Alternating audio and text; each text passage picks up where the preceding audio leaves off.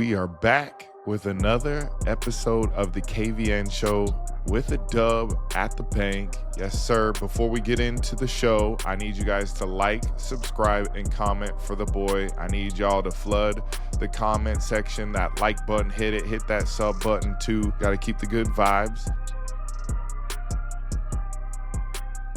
And let's just dive into the Jets game. I think it was awesome to get a home win after being on the road for 3 weeks. I feel like we've been gone for a whole season, it seems like. But it was just good to get back in the bank in front of an awesome crowd at 1 o'clock and just get a dub.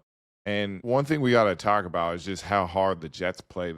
They're a tough group. They have that attitude from the head coach. Aaron Glenn had them boys ready to go offensively and defensively. They came to play. Special teams, they do a really good job all three levels. I know their record isn't what they should be. I mean, they've been in it seems like every game there has been close, like one-score games, going back to the Broncos, Cleveland, just you keep going down the list. Those are all one-score games. They're close games going either way. This week, we just continue to just grind. It doesn't start the way we want. We got to continue to work at starting faster in games. The first half didn't go our way offensively or defensively. That one drive that really wasn't up to our standard, but we settled down in the second half. We played pretty good complimentary football. I got to just shout out Stout. Jordan Stout's been punting his ass off, and it really came a battle of field position there for a while, and he kept doing a really good job. He flipped the field a couple times. I mean, he definitely deserved a game ball like he got today. He had a punt that went 74 yards out of bounds. It was, are you not entertained? I saw him. It was awesome. He deserves a lot of praise for that. He is punting like the best punter in the league. He averaged 61.5 yards on his punt. But in having not just a good punter, you got to have a bunch of pit bulls that are chasing the guy, the punt returner, to get him down. And we got that. Jake the Snake, Keandre Jackson, when he's out there, the young bulls that are stepping up, and they're just doing a really good job on that punt team. And it's a weapon. It's turning into a weapon for us. It's awesome to see. And let's get into other game balls, and then we'll get into a couple plays. Draymond Jones, coming from the trade from the Titans, been awesome for the room, just bringing a little edge to him. Just, it's been awesome to play with him, get to know him better, and just see him perform at a high level, ready for his moment. He's been pumped to go from his boys. He was very close with the guys in Tennessee, but he's been awesome to just kind of bring that great attitude he had there to over here, just bringing the group closer, playing really good football, making a name for himself in the Ravens flock family that's watching in the crowd. I mean, he's coming alive, and he's doing a really good job. Michael Green keeps stepping up, had a sack today. I don't know if he's going to keep it. I think Herb's going to turn that one in. I don't know. We'll see. It's going to be a good battle for the stat keeper on who gets the sack, either Mike Green or Herb. We'll see, though. Marlon, he's tough, man. That play he had, that forced fumble and fumble recovery that we had on that play was amazing. About to go in for, a big gain. Wasn't going to go in the touchdown, but was going to be able to get him down before. But just that play was great, and we'll get back to it. K-Ham, I mean, always crash out K-Ham, tough as nails. Another bunch of tackles, problem child, a bro problem child in there. TJ Tampa had his first career interception. He's been making strides, man. He did a really good job in fall camp this year, and when he's had his opportunities, he's made some plays, and it's exciting to see a young guy continue to gain confidence, and then to get a pick like that. Doesn't matter when it is during a game, whether it's at the end of the game, however it is, just to get an interception in the NFL, that's awesome. And then Travis Jones doing Travis Jones things. On offense, I think Ricard did a really good job blocking, making holes. D. Hen having 2 touchdowns. And then just, a couple of plays here and there. D Hop had a huge play. Tez had another huge play. Those guys are getting shouts. And then just all special teams, just what they've been able to do, continue at it. I know they're trying to get better just like everybody else, but they're doing a good job. Just got to keep that pressure on. I definitely want to break down that Marlin play. I mean, what a play that was. A ball got a little broken out outside. Brees Hall is a very good back, great vision. And then, being able to stand him up like he did and then just rake, man. He just, like a lawnmower, it was fire to change the whole game like that. Going, they're getting a little confidence, potentially could score right there. And then to just take the air out of the whole game with Marlin's forced fumble.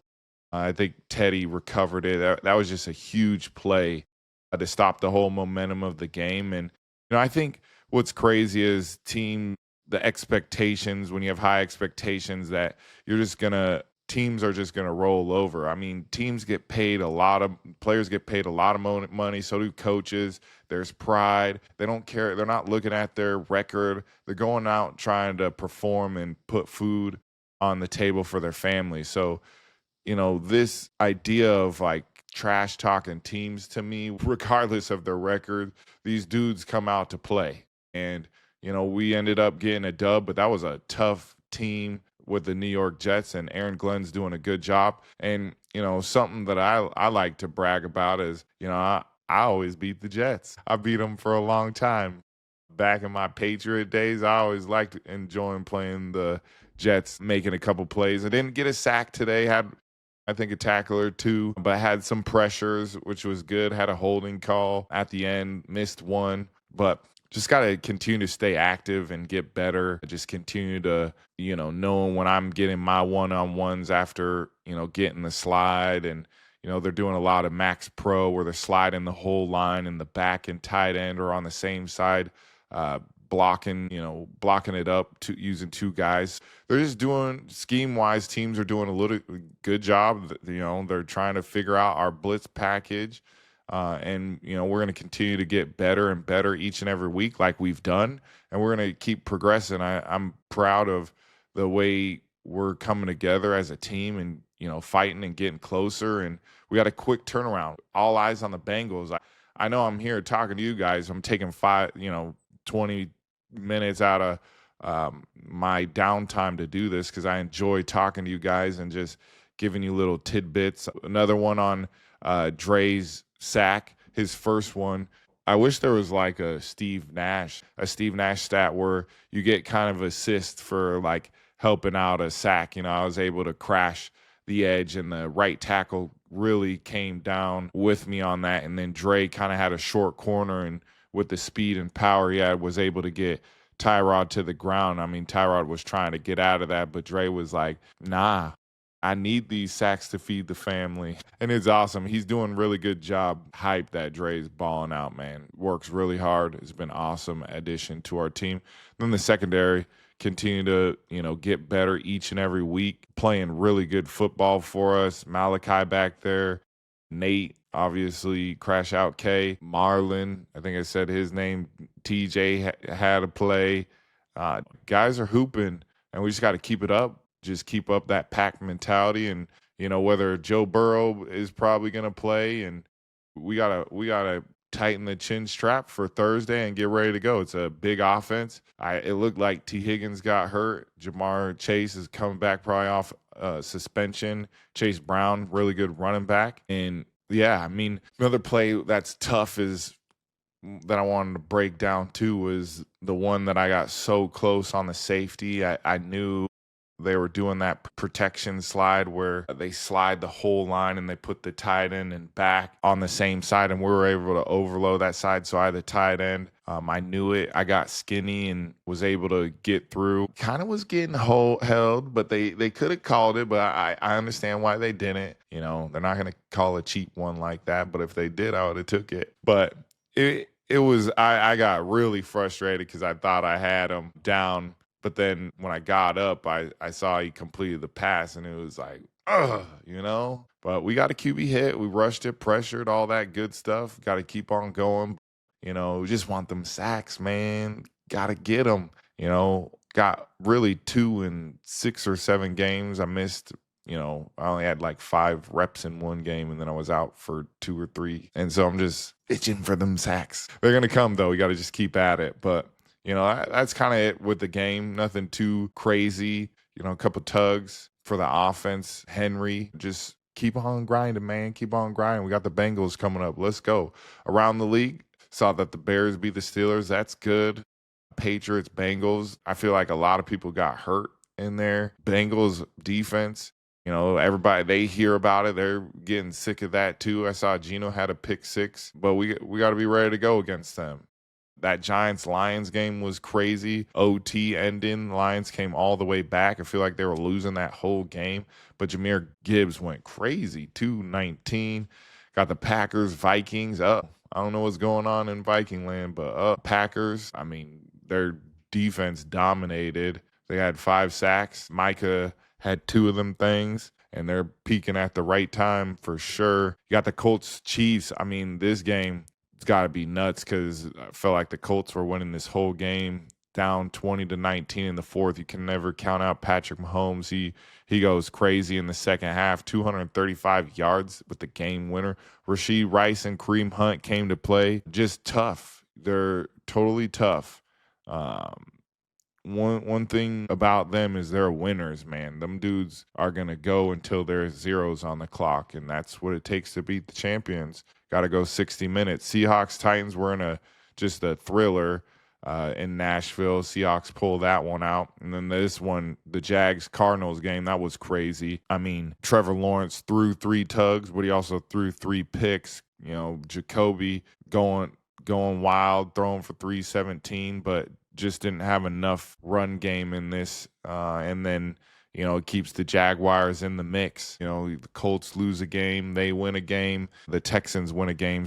The AFC's a battle right now. Browns, Raiders, Doer had an amazing throw I saw, but what's more impressive is Myles Garrett, man. Had another 3 sacks. He's going stupid. I mean, insane. Browns had 10 sacks total in the game. Insane, man. Just pretty wild, but Shador got his first NFL start with a dub, showed some throws, some promising stuff. I'm sure they're probably excited about that. Cowboys-Eagles, that was a wild game. Eagles winning like the whole game. I mean, fumbles, missed throws, pick. Just, man, Cowboys coming all the way back. George Pickens, I mean, I love George Pickens. Cool story for George Pickens. Every time we played the Steelers in the game, I'd be like, George, which George is going to be here today? Just messing with him because he'd be either mad or happy.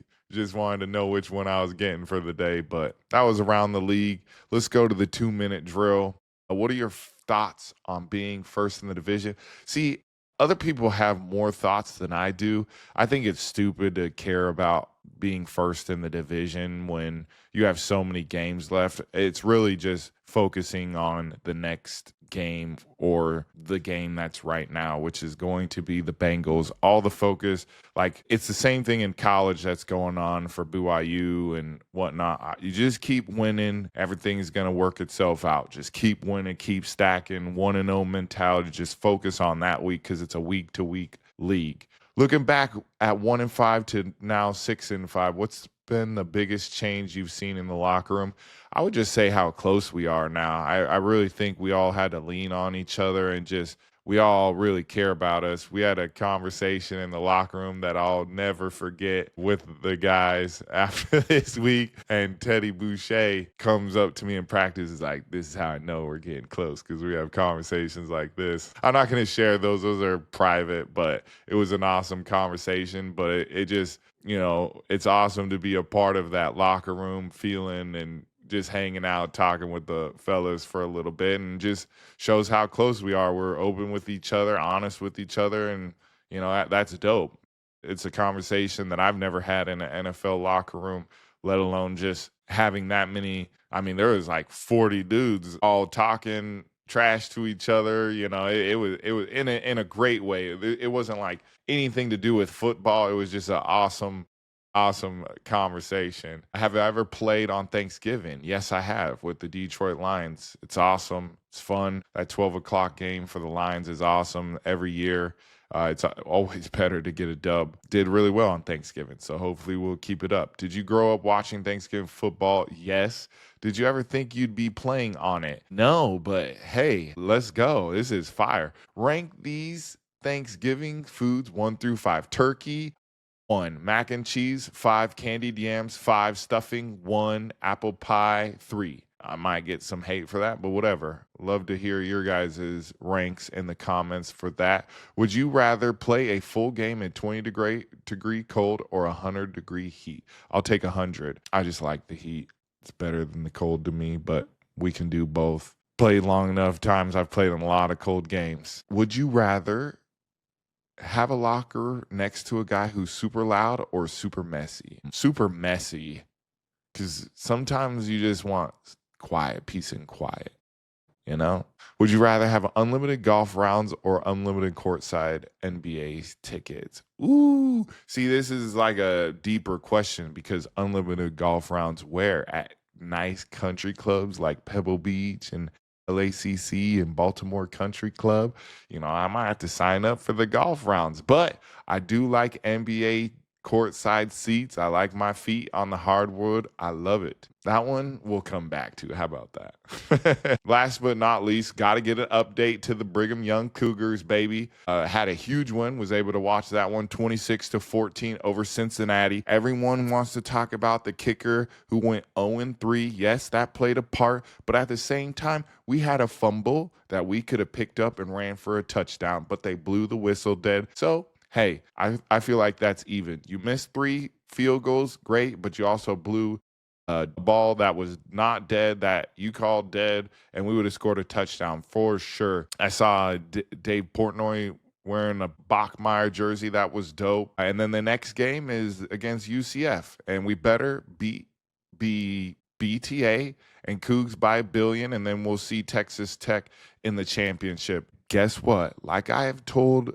BYU fans, who cares about where everyone's getting placed? Just keep winning. Win this game, and then, hey, we're going down to an event for the Big 12 championship, just like how we like it, and we need to catch a dub down there against Texas Tech when no one thinks we can. We got to make plays. Here we go. That's it. On to the Bengals. Hopefully see you guys soon. Peace.